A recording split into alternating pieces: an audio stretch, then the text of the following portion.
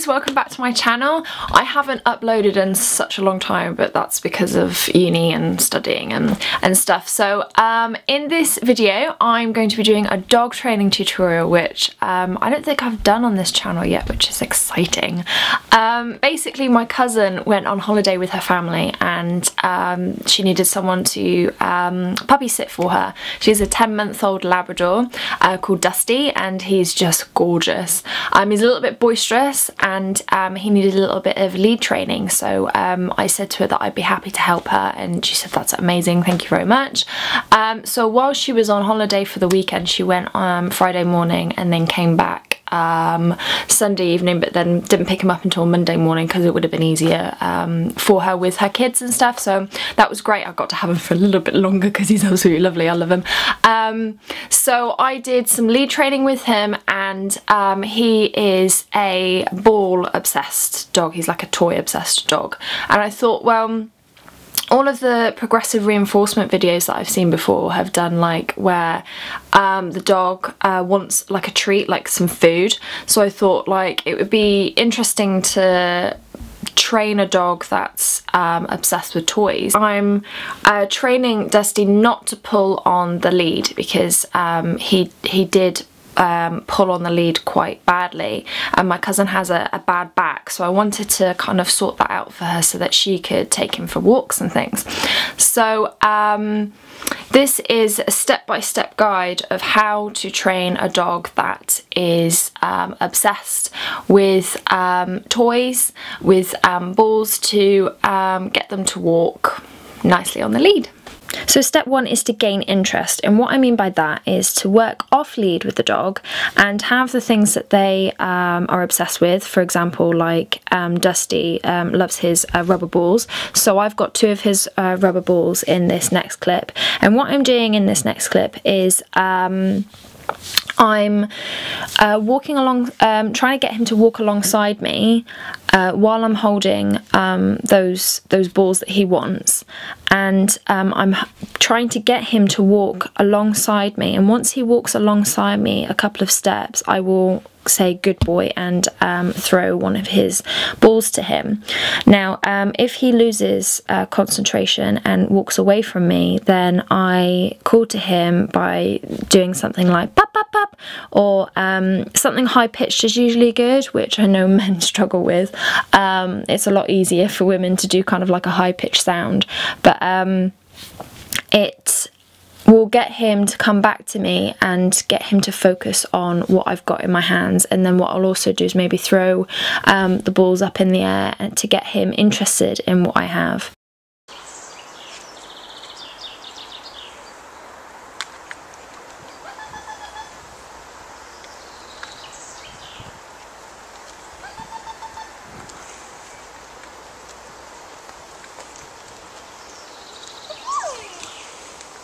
So to recap step 1, get the dog interested in what you have, whether it be a ball or a toy or a treat, and get them to try and walk alongside you a few steps. Once they walk aside from you a few steps, then give them what they're wanting, their treat or their ball, and make sure you say their cue word as well, whether that be good boy, good girl, or yes, or yep, or if you're doing clicker training, do the click.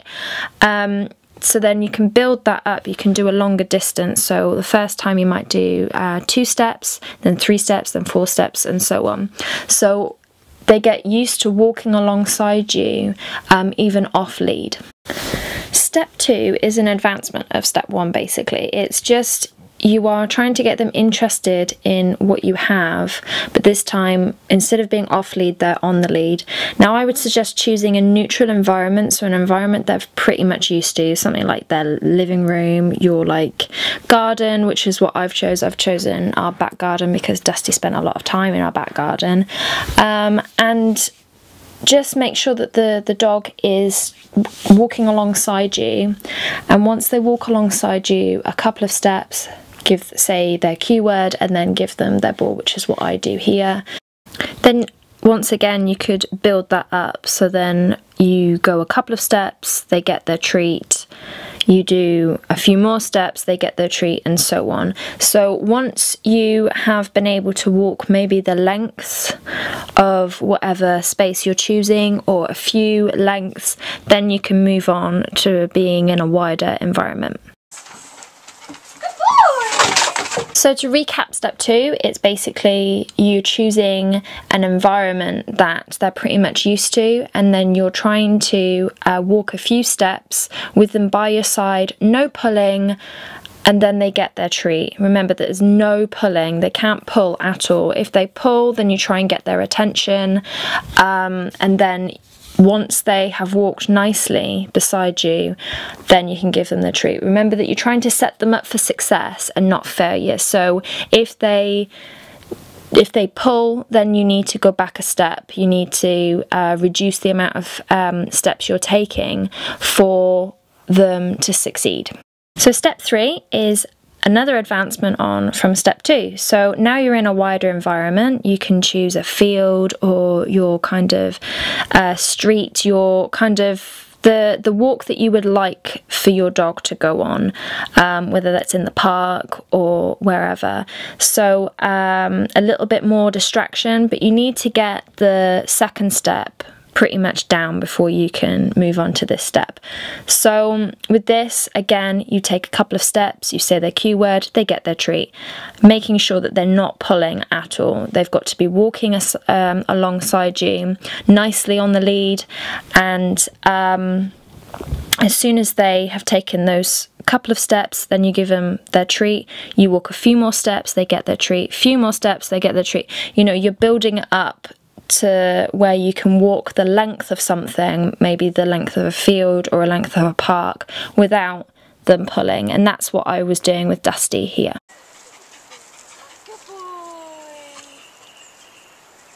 So to recap step 3, in that clip you saw that I literally walked about 3 steps with him, and then he got his treat, he got his ball. So you need to start off really small and then gradually build it up to where you can actually walk a length of something, which we're going to advance on in a minute. So in this next clip I walk about 23 steps, and just at the end, because he'd done from about halfway across the field to the very end of the field before we filmed this, and he did a really good job and didn't pull at all. Now once we got to around about 20 steps, he did do a little bit of a tug. So what I did is I stayed dead still and waited for him to come back to me, called him back to me, and then he got interested in the ball again, so then I could do the last few steps.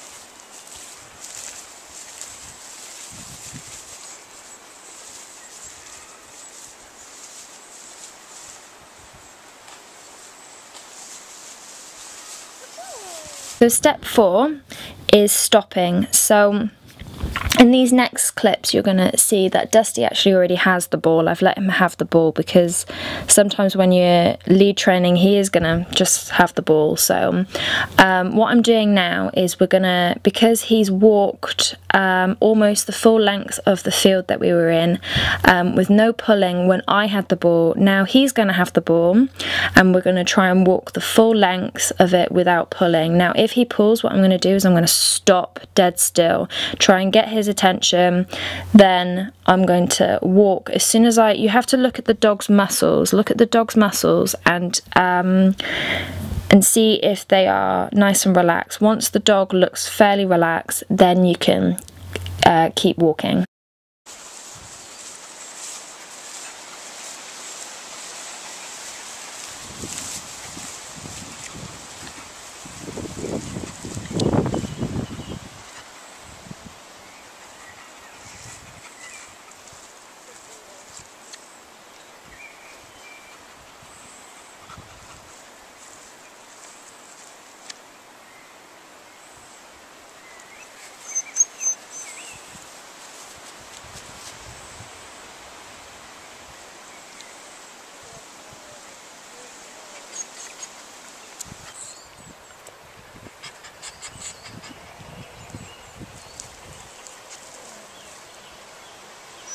So step 5 is turning. Now this is great for if your dog starts pulling in a dangerous place. So say if you're going across the road and the dog is pulling, even though you can't really stop dead in the middle of the street, what you can do is turn around and go the other side back to where you came from, because obviously you can't stop in the middle of the road, but then you can't let the dog pull either. So what you need to do is, if you're walking across the road and you're in the middle of the road and they start pulling because they want to get to the other side, what you do is you turn around and you go back the way you came. So in this clip I'm going to show you how that's done. So as soon as Dusty starts pulling, I go, nope, this way, and then I pull him in the other direction. Now you don't want to yank them at all, you pull very gently. You turn around first and then you just gently pull them towards to where you're going, because you don't want to yank them, because that's not very nice. But you can gently pull them to where you want them to go. Now I would suggest practicing this before you go out onto any roads, but it's just useful for if you are in the middle of the road and they decide that they're going to pull because they want to get to the other side. So to recap, step 5, if the dog pulls, you turn around and go in the opposite direction that you were going in. So you go in the direction that you've just come from. This is really good again for like if you're in a dangerous situation, like if your dog is pulling towards something that you don't want them to pull towards, like if you see something sharp or something on the ground, or you can see some food on the ground that you think, oh, that looks dodgy. You should never allow your dog to eat anything when they're out and about anyway. So yeah, so that's very good for sort of like a safety aspect of it, and it teaches them that even though they want to go in that direction, they're not going to if they're going to pull. So you're going to take them away from that situation. So my 6th and final step is to use a game that I like to play.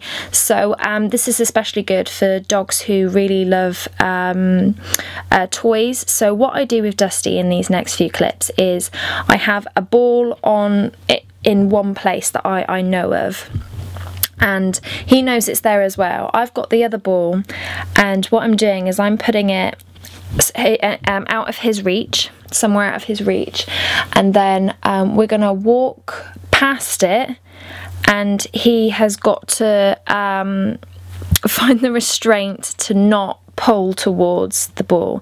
We did a lot of training beforehand before doing this, so this should be the very last thing that you try.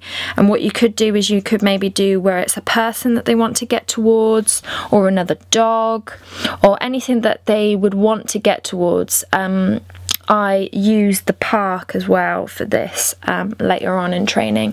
So you can see here Dusty's trying to look for that ball. He's looking everywhere, and as soon as he stops looking at the ball, stops trying to find it and comes back to me, then I give him the ball. So that's kind of the first stage of playing this game. Then the second stage of playing this game, it's stages within steps with this. So this is the second part of it. And what we're doing is we're going to go walk past the ball. So he knows where it is, he can see it, and he's pulling towards it. So I'm stopping dead and I'm waiting for him to calm down, and then we're going to move on in a minute. So here we're walking past it, and he actually didn't even look in the direction of the ball. It was actually towards the left hand side of this clip, and he didn't even look at the ball. So I gave him the other ball just for not looking in that direction. So that's the kind of thing that you want to be looking for. And once again here, he's very interested in what I've got rather than the other ball. So this is what you want really, and he's not really pulling at all. He's very focused on me and the ball that I've got in my hands. He then sniffs around a bit and I stop, and then we carry on walking, and he does really well, and he's really focused on me, which is exactly what I want. So this time I give him the ball. So I hope you enjoyed this video. Thank you so much for watching, and check out all of the links below. On my blog there's a dog training sort of page where you can go through all of the blog posts that I've done on dog training and just interacting with dogs in general. So I'll have that linked down below. Also check me out on social media. All of my links are in the description bar below, and check out my last video, which I think I did in like February. My goodness, that was such a long time ago. Yeah, so check that out, and I shall see you in my next video. Bye!